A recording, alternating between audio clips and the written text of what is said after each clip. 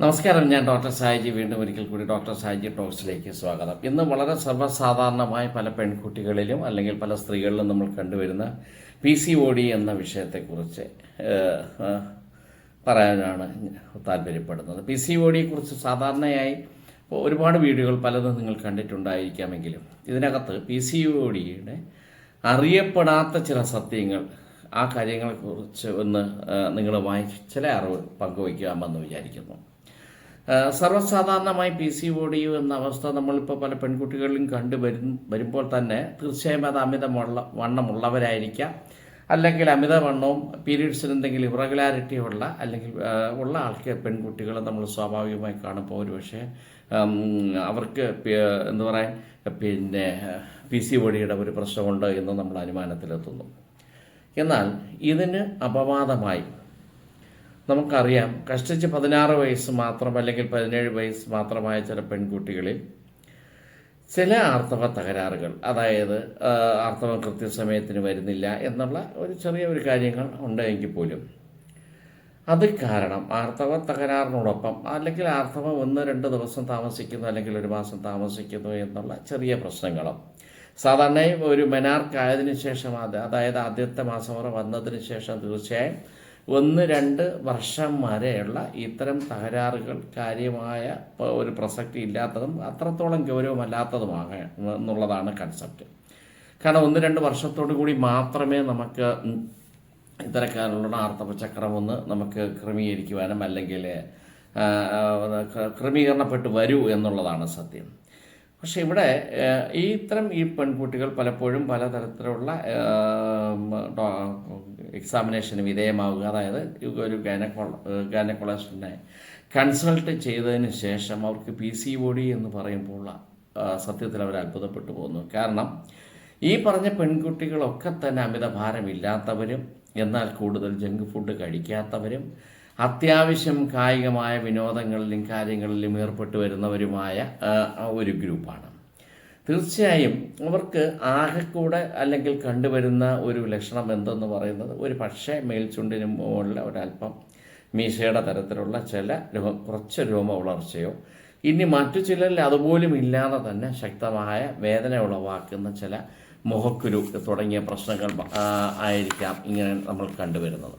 അപ്പോൾ ഇത്തരം ചില സ്ഥിതി ആയിരുന്നിട്ട് പോലും അവർ ഒരു പക്ഷേ ഒരു അൾട്രാസൗണ്ട് സ്കാൻ എടുക്കുന്നതിന് മുമ്പുള്ള ഹോർമോണൽ ടെസ്റ്റുകളൊക്കെ നടത്തി വരുമ്പോൾ അത് PCOD ആണ് അല്ലെങ്കിൽ PCOS ആണ് എന്ന് പറയുമ്പോൾ സത്യത്തിൽ ഈ പെൺകുട്ടികൾ അത്ഭുതപ്പെട്ടു പോകുന്നു, അല്ലെങ്കിൽ അവരുടെ രക്ഷാർത്ഥകൾ അത്ഭുതപ്പെട്ടു പോകുന്നു. കാരണം PCOD വരാൻ വേണ്ടി മാത്രമുള്ള തരത്തിലുള്ള ഓവർ വെയ്റ്റ് അവർക്കില്ല, അതുകൊണ്ട് തന്നെ അവർക്ക് ഇൻസുലിൻ റെസിസ്റ്റൻസ് ഇല്ല, അതുപോലെ തന്നെ ഞാൻ നേരത്തെ സൂചിപ്പിച്ചതുപോലെ ജങ്ക് ഫുഡ് കഴിക്കുന്നില്ല, അതിലുപരിയായി കായികക്ഷമതയുള്ളതും അത്യാവശ്യം കായിക കളികളിലൊക്കെ ഏർപ്പെട്ട് നല്ല വ്യായാമം ഉള്ളവരും ഒക്കെ ആയ ഇത്തരം പെൺകുട്ടികളിൽ ഇത് കാണുമ്പോൾ ആണ് നമ്മുടെ പാരമ്പര്യമായ അല്ലെങ്കിൽ കുറേ കാലമായി ഉണ്ടായിരിക്കുന്നതായ നമ്മുടെ സങ്കല്പം PCODയെക്കുറിച്ചുള്ള നമ്മളെ നിഗമനം തകർന്നു വീഴുക എന്നുള്ളതാണ്. പോരെങ്കിൽ ഇവരുടെ ബോഡി മാസ് ഇൻഡെക്സ് നോക്കുമ്പോൾ തന്നെ അത് 23-ൽ താഴെ, BMI നോക്കുമ്പോൾ 23-ൽ താഴെയാണ്. അപ്പോൾ അവരൊരു ഓവർ വെയ്റ്റ് അല്ല എന്നുള്ളത് നമുക്ക് അനുമാനിക്കാൻ കഴിയും. തീർച്ചയായും നമുക്കറിയാം ബോഡി മാസ് ഇൻഡെക്സ് നമ്മൾ എങ്ങനെയാണെന്ന് പറഞ്ഞു കഴിഞ്ഞാൽ weight in kilogram divided by height in metre square എന്നാണ്. അവനവൻ വെയ്റ്റ് കിലോഗ്രാമിലും കാൽക്കുലേറ്റ് ചെയ്ത് ഹൈറ്റിൻ്റെ മീറ്റർ സ്ക്വയറിലായിട്ട് ഡിവൈഡ് ചെയ്ത് വരുമ്പോൾ നമ്മൾ ബോഡി മാസ് ഇൻഡെക്സ് നോക്കുമ്പോൾ 23-ൽ താഴെ നിൽക്കണമെന്നുള്ളതാണ്. അങ്ങനെ താഴെ ഇത്തരം കാര്യങ്ങളെല്ലാം അവലംബിച്ച് പോയിട്ടും ഇവർക്ക് PCOD വരുന്നു എന്ന് പറയുമ്പോൾ അത്തരം PCODയാണ് ഇന്ന് വൈദ്യശാസ്ത്രം ലീൻ PCOD എന്ന് വിളിക്കുന്നത്. ഈ വീഡിയോയുടെ പ്രധാന ഉദ്ദേശം തന്നെ നമ്മുടെ ഇൻസുലിൻ റെസിസ്റ്റൻസോ അല്ലെങ്കിൽ അമിതമായ വണ്ണമോ അല്ലെങ്കിൽ ഇത്തരം ചില കാര്യങ്ങൾ മാത്രമല്ല PCODക്ക് പ്രധാനമായും ഒരു കാരണമാകുന്നത്, മറിച്ച് വണ്ണമില്ലാത്തവരിലും കായികക്ഷമത ഉള്ളവരിലും PCOD ഉണ്ടാകുന്നു എന്നുള്ളത് ഒരു ഓർമ്മപ്പെടുത്തലാണ് പ്രധാനമായും ഇതിനകത്ത് നമ്മൾ ഉദ്ദേശിക്കുന്നത്. ഒരു പക്ഷേ നമ്മുടെ ഇതിനകത്ത് ഒരു 61% PCOS ഉള്ള പെൺകുട്ടികളിലും നമ്മൾ വ്യക്തമായ ഒരു പരിശോധനയ്ക്ക് വിധേയമാക്കി കഴിഞ്ഞാൽ പുറമേയുള്ള ബോഡി ഫാറ്റ് എന്നുള്ള തടിയേക്കാളും നമുക്ക് കൂടുതലായി അവരുടെ വിസറൽ ഫാറ്റ് കൂടുതലാണെന്ന് നമുക്ക് കണ്ടുവരാം. അപ്പോൾ എന്താണ് ഈ വിസറൽ ഫാറ്റ്? നമ്മുടെ ഇൻറ്റേർണൽ ഓർഗൻ ശരീരത്തിനകത്തുള്ള അവയവങ്ങളെ പൊതിഞ്ഞിരിക്കുന്ന തരത്തിലുള്ള ഫാറ്റ്.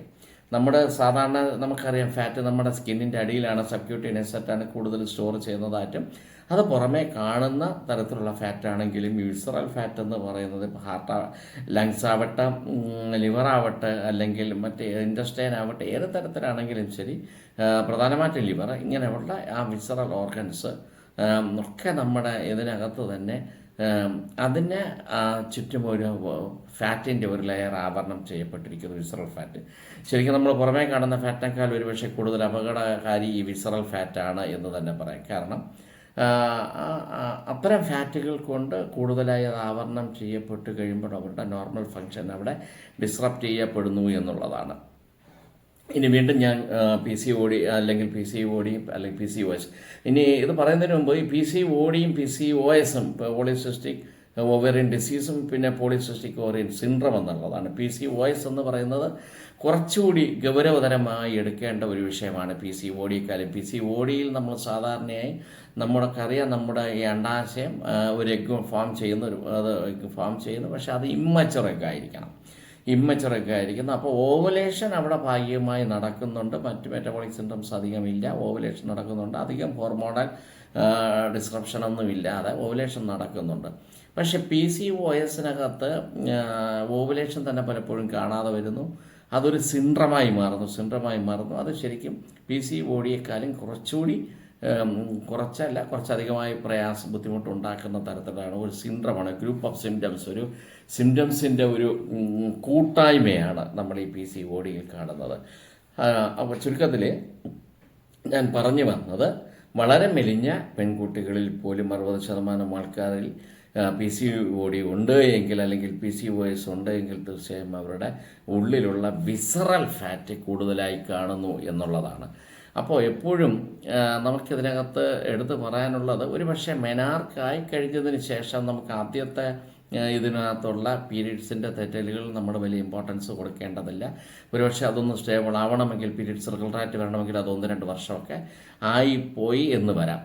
എന്നിരുന്നാൽ പോലും നമുക്ക് ഒരു പക്ഷേ മെനാർക്കായി കുറച്ച് കഴിഞ്ഞതിന് ശേഷം മെൻസ്ട്രൽ റെഗുലാരിറ്റി ഇല്ല എങ്കിൽ പോലും ശക്തമായ രീതിക്കുള്ള ഏതെങ്കിലും തരത്തിലുള്ള മൂക്കുരുവോ അല്ലെങ്കിൽ പിന്നെ മേൽചുണ്ടിൽ മീശ വരിക, അല്ലെങ്കിൽ കുറച്ച് അമിതമായ രോമ വളർച്ചയുണ്ടെങ്കിൽ തീർച്ചയായും നമ്മൾ അത് ശ്രദ്ധിക്കപ്പെടണം എന്നുള്ള വസ്തുതയിലും ഒരു കാര്യമില്ല. കൗമാരത്തിൽ നമുക്കറിയാം ഒരുപാട് ഹോർമോണൽ ഇംബാലൻസ് വരുന്ന സമയമാണ്. ആ ഹോർമോണൽ ഇംബാലൻസ് വരുന്ന സമയത്ത് തന്നെ PCOSൻ്റെ ഒരു സാന്നിധ്യം കൂടെ ഉണ്ട് എങ്കിൽ തീർച്ചയായും അത് പിന്നെ ഈ പിള്ളേരിൽ അല്ലെങ്കിൽ ആ കുട്ടികളിൽ വൈകാരികമായ ഒരു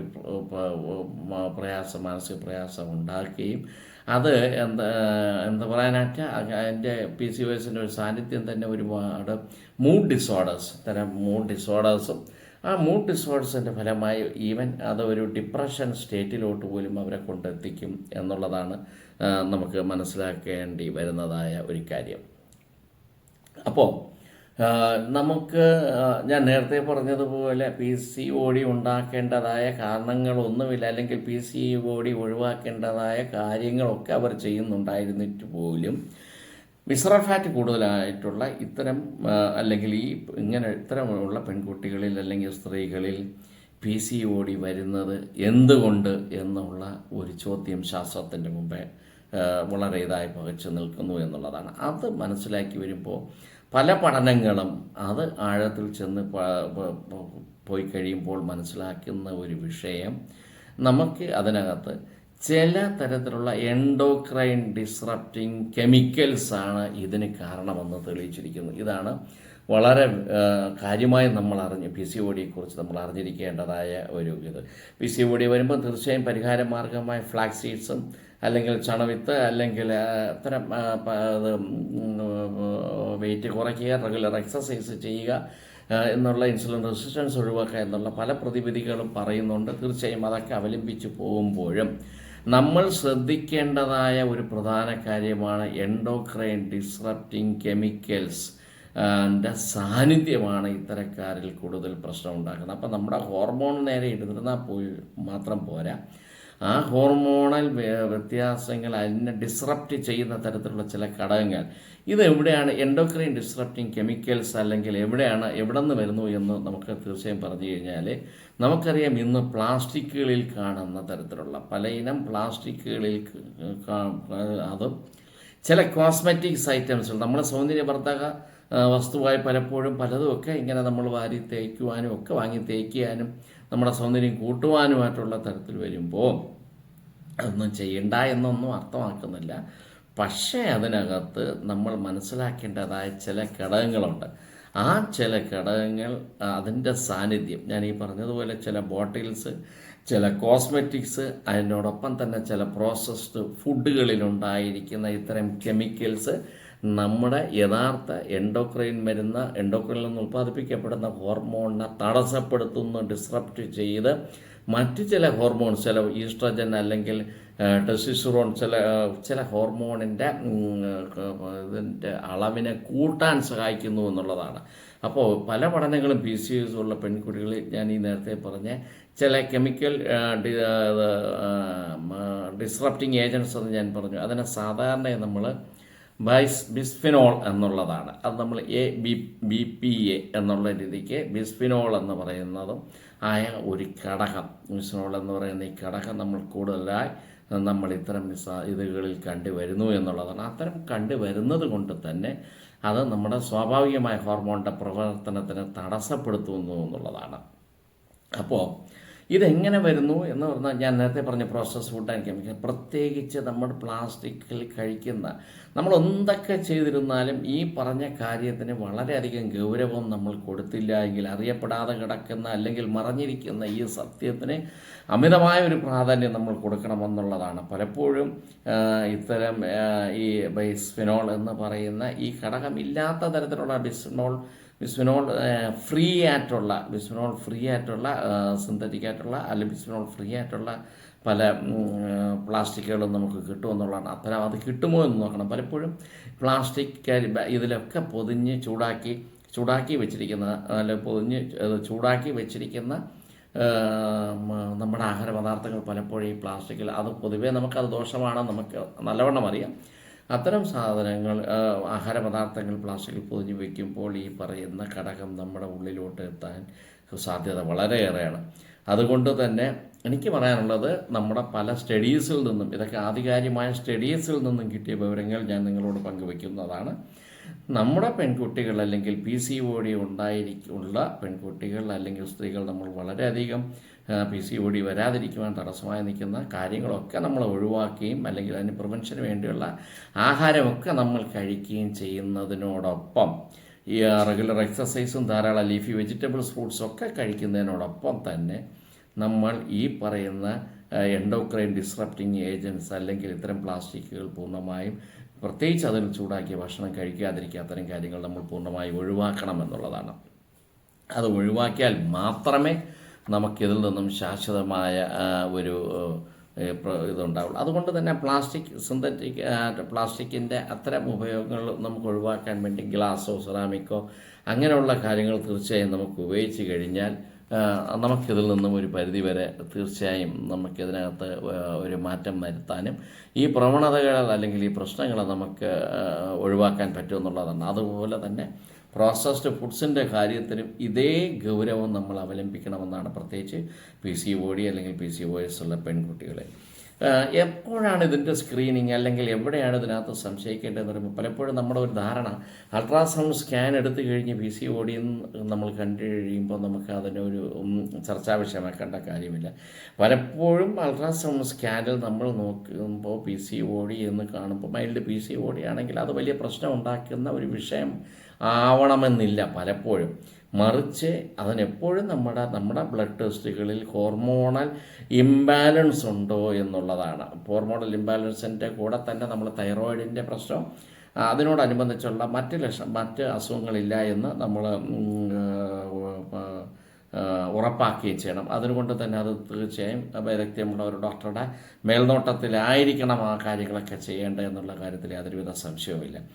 എന്നിരുന്നാൽ പോലും നമ്മൾ അതുകൊണ്ട് ഞാൻ നേരത്തെ പറഞ്ഞു, മെനാർക്കായി അല്ലെങ്കിൽ പ്രായപൂർത്തിയായി തുടങ്ങിയ ഒരു പെൺകുട്ടിയുടെ മാസമുറയിൽ ഒരുപാട് വ്യത്യാസങ്ങൾ വന്നാൽ, കുറച്ചൊക്കെ വ്യത്യാസങ്ങൾ നമ്മൾ വന്നാൽ ആദ്യം വലിയ ഒരു ആങ്സൈറ്റി കാണിക്കേണ്ട കാര്യമില്ലെങ്കിൽ പോലും ചില കണക്കുകൾ ഞാൻ പറയാം. ഒരു വർഷം ഇപ്പോഴുള്ള പല പഠനങ്ങളും പറയുന്നത് 90 ദിവസത്തിൽ കൂടുതൽ ബ്ലീഡിങ്, ആർത്തവമായി കഴിഞ്ഞ് ബ്ലീഡിങ് നിലനിൽക്കുന്ന പെൺകുട്ടികളാണ് എങ്കിൽ അവർ അവിടെ PCOS ഉണ്ടോ എന്ന് സസ്പെക്റ്റ് ചെയ്യണം. ഒന്ന്, ഇനി ഒരു മാസമുറ പീരീഡ് വരുന്നത് ഒരു പക്ഷേ 41 ദിവസത്തിന് ശേഷമാണ്. അത് തുടർച്ചയായി വളരെയധികം നീണ്ടുപോകുന്ന ഒരു പ്രവണതയാണ് നമ്മൾ വരുന്നത് എങ്കിൽ, മറ്റ് വിഷയങ്ങളൊന്നുമില്ല എങ്കിൽ പോലും അവിടെയും ഒരു സ്ക്രീനിങ്ങിൻ്റെ ആവശ്യമായി നമുക്ക് വരാം.